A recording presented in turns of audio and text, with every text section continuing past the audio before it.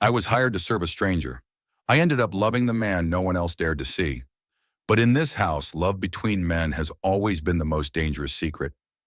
He didn't say hello when I arrived, just looked at me like he'd already made up his mind. I stood there soaked from the rain, suitcase in hand, waiting for a nod that didn't come. Elias Carter, CEO, recluse, infamous control freak, only tilted his head and said, "You're late." "I took the earliest train, sir," I replied. His eyes narrowed. "Not early enough." I'd worked for men like him before, men who built walls out of money and ego, men who expected silence as loyalty. But something about Elias was worse. Not because he yelled, he didn't. It was the way he spoke, like every word was a test you were meant to fail. The house manager showed me my quarters and the rule sheet. No loud steps, no eye contact, no questions. Breakfast at 6, dinner at 8. Don't speak unless spoken to. Don't enter the study unless called. And most of all, never assume familiarity. I didn't. Not at first. The job was simple. Serve, fade, repeat. I knew how to disappear, but Elias noticed everything. Where I placed the glass, how I folded the napkin. He never complimented, he assessed. Cold and methodical, like I was part of the furniture, and he was deciding whether to keep or replace me. For the first 3 weeks, he barely spoke to me. I moved like a shadow through his routines, delivering meals, dusting shelves, checking locks. But I started seeing the cracks. Every night, he sat alone at the dining table set for 2. He never touched the second plate. His hand would hover over it like memory, then pull back. Sometimes he stared out the window for minutes, like waiting for something, or someone, that never came. One night, a storm rolled in. The staff left early. Power flickered, then failed. I found a candle and stepped into the dining room, expecting silence. He was already seated. "I thought you'd left," he said. I didn't know I was allowed. He looked up slower this time. His voice wasn't cold anymore. "Sit. No one's watching." The candle between us was the only light. The storm beat against the windows. I sat. My chest felt too tight. He poured the wine himself, for both of us. "You're quiet," he said. "You asked me to be. Most people fill silence with noise. You fill it with nothing. I was trained that way. I figured." We sat in silence. Not uncomfortable, just fragile. "Where are you from?" he asked. "Nowhere worth naming." "That's honest." "Isn't that what you wanted?" He smiled, but it didn't reach his eyes. "Honesty's not something I get often." A pause, then he said, "I used to be afraid of storms. Now I welcome them. They remind me everything breaks. Eventually." I didn't reply, because I knew that feeling. I left that night thinking nothing had changed. But the next evening, the second plate was already on the table when I entered. No one said a word about it. Not him, not me. It became routine. 2 plates, 2 glasses, 2 people pretending dinner was just dinner. But it wasn't. I caught his eyes on me sometimes, lingering too long, not cold, not curious, something else, something that made the air shift. Once I dropped a fork. He didn't flinch, just said softly, "Leave it." I bent to pick it up anyway. When I stood, our hands brushed. We both froze. That night I couldn't sleep. The next morning, Mrs. Alden, the head housekeeper, cornered me in the pantry. "He's watching you," she said. I shrugged. "He watches everything." "No, you. He watches you." Her face tightened. "I've worked here 12 years. I've seen what happens when someone gets too close." "Nothing's happening," I said. "Yet." Her warning followed me all day. That evening I hesitated before setting the table. My hands shook as I poured the wine. When Elias entered, he looked at me longer than usual. "I'm not dangerous," he said suddenly. "I never said you were." "You didn't have to." He sat. The room felt smaller. As I turned to leave, he said, "Stay." "I'm not sure I should." His voice softened. "Maybe neither of us should." I stood there, unsure whether to move or breathe. "You make this house feel less empty," he said. And then he looked away, dismissed. But something had changed, not in rules, in us. Because for the first time, I wasn't sure if I was still serving dinner or breaking something sacred. That night, I found a note under my pillow. No signature, just 2 words in his handwriting. No uniform. And suddenly, dinner wasn't just dinner anymore. The suit didn't fit. Too formal. Too sharp. Not me. But I wore it anyway. I stood at the dining room threshold, heart pounding. The table was set for 2 again, like nothing had changed, though everything had. Elias looked up from his glass. You came. You asked. He gestured to the chair. Sit. No staff, no uniforms. Just him and me, playing a game neither of us could name. We ate in silence at first. Then it cracked. Do you read? He asked. Mostly when I can't sleep. What keeps you up? I hesitated. Questions without answers. He gave a short nod. I know the feeling. The conversation drifted from books to music, to where we'd lived and who we used to be before we became versions of ourselves built for survival. Somewhere between wine and memory, his hand brushed mine. Neither of us pulled away. That night, he didn't order me to clear the plates. He just said, stay. And I did. We sat in the library after, not talking much. The fire flickered low. At one point, he looked at me and said, I haven't invited anyone to dinner in 10 years. I didn't ask why, because I already knew. Loneliness doesn't always look like sadness. Sometimes it looks like power. The next morning, the staff noticed. They always do. In the kitchen, voices dropped when I entered. I caught the words dinner, favor, and inappropriate. By lunch, the whispers turned into silence when I walked by. Mrs. Alden pulled me aside near the linen closet. You need to be careful, she said, voice low. He's generous, until he isn't. I'm not doing anything wrong. Intentions don't matter. Perception does. And right now, you're becoming a problem. I stared at her. To who? To everyone who knows how this ends. Her eyes softened, just slightly. You think you're the first? You're not. You're just the one he actually looks at. That night I hesitated before setting the table. But when Elias entered, he didn't mention the tension. Didn't ask about the silence in the halls or the eyes that followed me. He just said, You're early. I couldn't sleep. Neither could I. Dinner was quieter than usual. Not awkward. Tense. Like we were both waiting for the other to name what we weren't supposed to feel. When I stood to clear the plates, he stopped me. Jacob, he said, do you ever regret coming here? I turned. No. Even now? Especially now. His jaw tightened. They're going to make this ugly. They already are. I'm not good at this, he admitted. At people. At balance. At not ruining the only things that feel real. You haven't ruined anything, I said quietly. Not yet. He looked at me like he wanted to say something else, but instead he just nodded. Good night. And I left. The whispers didn't stop. They turned sharp. Sleeping your way up, someone muttered under their breath as I passed the stairwell. By the end of the week, a note appeared in my drawer. Watch your step. Some ladders collapse. Elias called me to the study that evening. He didn't look up from his papers. When did you stop speaking to anyone but me? He asked. I didn't mean to. They've turned on you. I can handle it. He finally looked at me. You shouldn't have to. There was a long pause. Then he said, I fired a man once for trying to bribe his way into my inner circle. He offered me loyalty in exchange for power. I told him loyalty given for gain is just business. Loyalty given for nothing? That's trust. He stood. I trust you. The room felt too small. Even if this gets worse, I asked. It will, he said.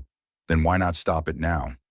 Because this, he stepped closer, is the only thing I haven't regretted in years. Later that night, I found a second note under my pillow. No warning this time. Just, same time tomorrow. Still no uniform. I showed up. Again. And again. But I didn't notice the real danger until it was too late. Because someone in the house wasn't whispering anymore. They were watching, and they were ready to burn it all down. When Sean opened his apartment door that evening, Nick was sitting on the hallway floor, back against the wall, knees drawn to his chest like a child who had just been scolded. I didn't know where else to go, he said quietly without looking up. Sean didn't speak. He walked past him, unlocked the door, stepped inside. He didn't invite him in, but Nick followed anyway, like he always did, like he expected the rules to bend around his presence. Inside, the silence was thick. Sean placed his keys down, slow and deliberate. He didn't ask questions. Nick stood in the middle of the room, his presence shaky, unsure.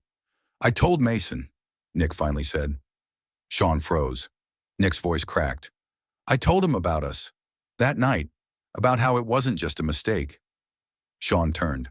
"And what did he do? Congratulate you?" Nick shook his head. "No, he screamed, punched a hole in the wall, called me a liar, then said he already knew. He'd always known. But hearing it from me was different." Sean sat down slowly. "And now you're here." "I didn't come here to be rescued," Nick said. "I came because I should have never left in the first place." Sean's stomach turned, torn between every version of Nick he had loved and every wound Nick had left behind. "You came here because you blew up your life, and now you want somewhere soft to land." Nick stepped closer. "I came here because I still love you." The words landed like a loaded gun on the table. Sean didn't flinch. He was tired of reacting for both of them. "You love the idea of me," Sean said. "You love how I made you feel. But you didn't choose me, Nick. Not when it counted." "I was scared." "So was I." Silence again, this time heavier. Nick paced, rubbing the back of his neck. "I kept thinking about that night," he said. "Not the kiss, not even the fight. Just the moment you stopped waiting, when I came back and the door was locked." Sean looked at him then. Really looked. And for the first time, Nick looked like someone who knew what he'd lost. "I thought I had more time," Nick said. "That's the lie people like you always believe," Sean replied. "That people like me will keep waiting." Nick sat down across from him. "I'm not asking you to forgive me." Sean raised an eyebrow. "You're not." "I'm asking if it's too late." Sean's throat burned. For months he'd imagined this moment. Nick crawling back, apology in hand, heart cracked open. And yet now that it was here, it didn't feel like victory. It felt like grief on repeat. "You don't get to bypass the damage," Sean said. "You don't get to arrive with your guilt and expect it to fix what you broke." "I know." Sean's eyes didn't soften. "Do you? Because you ran from the fire, and now you want back into the house you left burning." Nick stood up again. "So tell me what to do. Tell me how to make this right." "You can't." The truth cracked between them like dry wood. Nick looked at him, desperation fraying every word. "So that's it?" Sean shook his head. "That's not it. But there's no us without honesty, without change. You want to be here? Then stay. But not as the man who left me." Nick swallowed hard. "Then I'll change." "You'll have to." The silence now wasn't empty. It was full of unfinished business, of things unsaid and lives unshared. Nick didn't reach for Sean. He didn't beg. He just nodded, quietly, slowly. Sean stood, walked past him, paused at the doorway to his bedroom. "You can take the count," he said. Nick looked at him with something like hope, but Sean didn't return it. He closed the bedroom door behind him. This wasn't forgiveness. It was the start of something harder. And Nick would have to earn every second of it. I didn't expect to see Thomas again. Not like that. He was sitting at the edge of the pier, a fishing rod resting in his hand, the line loose and forgotten. Same lake, same silence. But when he looked at me, there was no anger, no confusion, just that same quiet weight he always carried. I stopped a few feet away. He didn't move. Neither did I. "You came back," he said finally, not looking at me. I nodded. "Yeah." A long pause stretched between us, the kind that used to be comfortable. Now it was just loaded. "I was going to call," he said, still watching the water, "but I figured you didn't want to hear from me." "I didn't," I admitted. "Not then." He gave a short nod like he'd expected it. "But you're here now." I sat down beside him, not close, just enough. "I needed to understand why," I said. "Why you left. Why you chose him." His jaw tightened. The line on the rod jerked slightly. Neither of us moved for it. You ever been so scared of ruining something that you destroy it before it can fall apart on its own? He asked. I looked at him. That what you think we were? Something bound to fall apart? I thought I didn't deserve it, he said. Us. You. Because of him. Thomas nodded slowly. He was safety. No expectations. No real love either. But it was easy. You. He finally turned to me. You made me want to be more. And I hated that. I didn't think I could be more. I let that sit. Then why show up now, I asked. He hesitated. Because the lie stopped working, and because I still think about you. Every damn day. That should have made me feel something. But it didn't. Not the way he thought. You know what hurts the most? I said, voice low. It's not that you left. It's that I still tried to be enough after you did. I twisted myself inside out, wondering what I did wrong. Thomas dropped the rod. It clattered against the wood. You didn't do anything wrong. Too late. A wind passed between us. Not cold, just shifting. I met someone, I said. I didn't mean to, but it came out. He blinked. Now. After you left. He looked down, nodding slowly. Is it serious? It could be, if I let it be. Do you want it to be? I didn't answer. Not because I didn't know, but because I wasn't ready to say it out loud. Thomas stood up. His shadow stretched over the lake. You don't owe me anything, he said. I came because I thought maybe I could explain. But if you've moved on, don't do that, I said, standing too. Don't turn this into a noble goodbye. You didn't come here to explain. You came here to be forgiven. He flinched. I can't give you that. Not yet. He swallowed hard, then nodded. Okay. I stepped past him, walking toward the trail that led back through the woods. I didn't look back. Not until he called after me. Do you love him? I turned, met his eyes. I'm learning to, I said, and that's more than I ever got to do with you. This time I kept walking. Brandon hadn't expected peace, but he didn't expect silence either. Not this kind. Not the kind where even his thoughts seemed to tiptoe.